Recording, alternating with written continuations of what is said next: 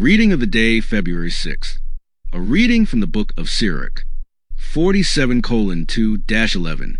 Like the choice fat of the sacred offerings, so was David in Israel. He made sport of lions as though they were kids, and of bears like lambs of the flock. As a youth he slew the giant, and wiped out the people's disgrace, when his hand let fly the slingstone, that crushed the pride of Goliath, since he called upon the Most High God, who gave strength to his right arm, to defeat the skilled warrior, and raise up the might of his people. Therefore the women sang his praises, and ascribed to him tens of thousands, and praised him when they blessed the Lord. When he assumed the royal crown, he battled, and subdued the enemy on every side.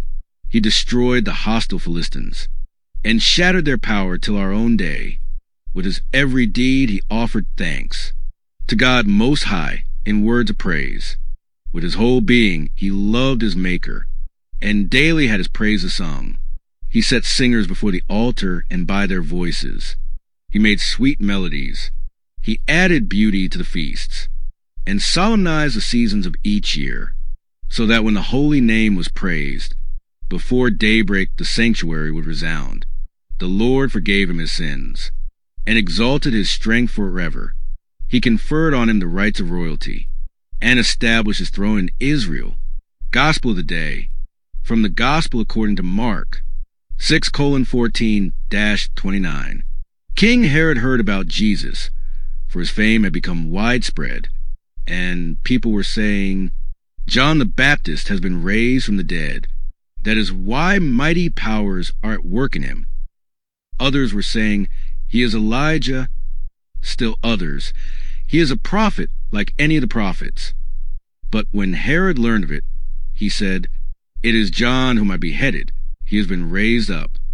Herod was the one who had John arrested and bound in prison, on account of Herodias, the wife of his brother Philip, whom he had married. John had said to Herod, it is not lawful for you to have your brother's wife. Herodias harbored a grudge against him, and wanted to kill him, but was unable to do so. Herod feared John, knowing him to be a righteous and holy man, and kept him in custody. When he heard him speak, he was very much perplexed, yet he liked to listen to him. Herodias had an opportunity one day when Herod, on his birthday, gave a banquet for his courtiers, his military officers, and the leading men of Galilee. His own daughter came in and performed a dance that delighted Herod and his guests. The king said to the girl, ask of me whatever you wish, and I will grant it to you. He even swore many things to her. I will grant you whatever you ask of me, even a half of my kingdom. She went out and said to her mother, what shall I ask for? Her mother replied, the head of John the Baptist. The girl hurried back to the king's presence and made her request. I want you to give me at once on a platter the head of John the Baptist.